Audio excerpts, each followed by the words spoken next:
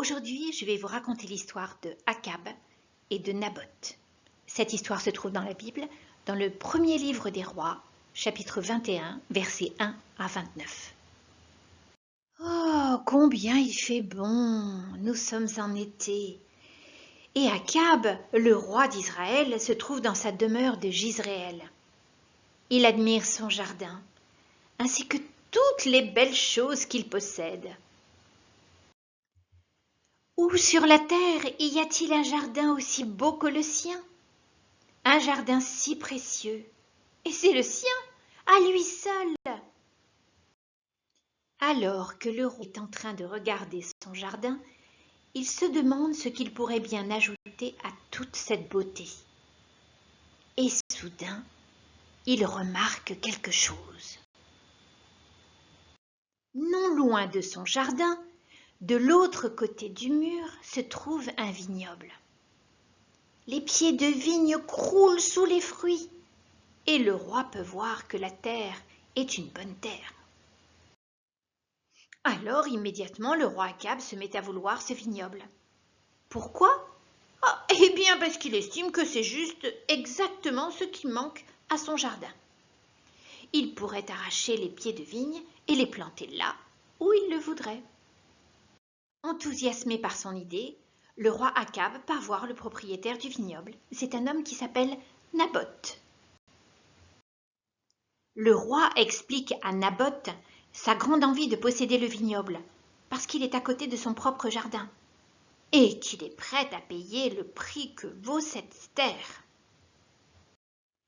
Mais pour Naboth, cette terre est quelque chose de précieux, car Dieu l'a donnée à sa famille comme héritage à transmettre de génération en génération.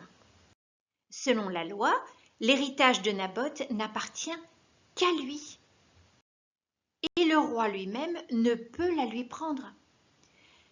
Ouh, là nous sommes devant un problème. Le roi veut ce vignoble et il ne peut l'avoir.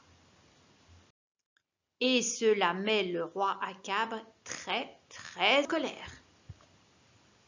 Comment est-ce que Naboth peut lui refuser la vente de sa vigne alors qu'il est prêt à payer n'importe quel prix? Akab retourne dans son palais en Samarie et il rumine au sujet de sa déception. Et plus il y pense, plus il est contrarié. Tous ces palaces magnifiques, ses richesses, sa puissance, ne sont plus rien à présent pour le roi Akab. À quoi sert-il d'être le roi s'il ne peut pas avoir ce qu'il veut? Le roi Akab est tellement contrarié qu'il va se coucher et qu'il refuse de parler à qui que ce soit. Parlons un petit peu de la reine Jézabel. Rappelez-vous, c'est une femme mauvaise, égoïste et cruelle, et très puissante. Oui, c'est vrai, le roi Akab dirige Israël, mais la reine Jézabel dirige le roi. Le roi lui ayant expliqué son problème, la reine se moque de lui. Pouf! Est-ce vraiment toi qui commandes en Israël alors?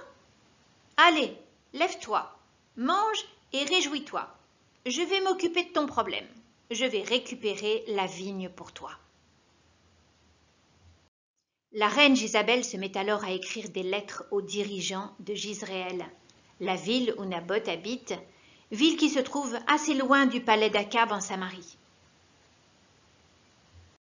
Puis, elle signe les lettres en mettant le nom du roi et appose le sceau du roi de façon à ce que les dirigeants soient obligés d'obéir. Les lettres ordonnent aux dirigeants de mettre Naboth à la tête du peuple et de trouver 2 hommes méchants qui jureraient avoir entendu Naboth maudire Dieu et le roi. Un songe. La lettre continue ainsi. Puis menez-le dehors, lapidez-le et qu'il meure.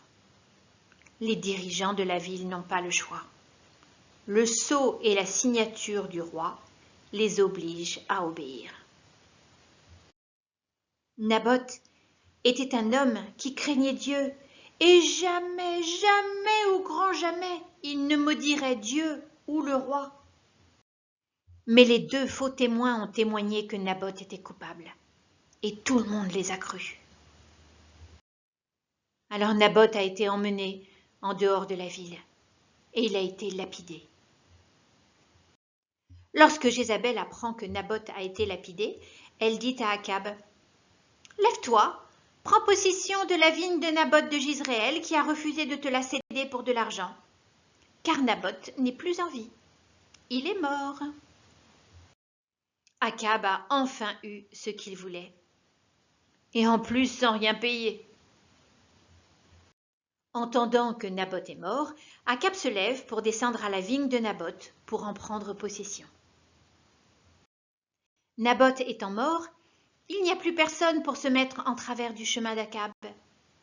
Personne sauf Dieu, bien sûr. Akab a oublié Dieu, mais Dieu n'a pas oublié Akab.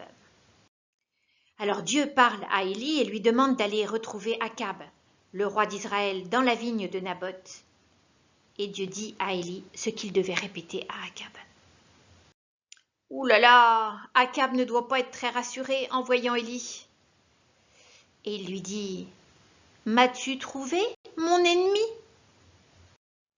Élie lui répond, « Oh, je t'ai trouvé parce que tu t'es vendu pour faire ce qui est mal aux yeux de l'Éternel. » Et Akab entend de la bouche d'Élie quelle va être la punition qui l'attend pour son péché. Akab s'effondre devant la sanction de Dieu, c'est-à-dire une mort terrible, pour lui-même et sa femme.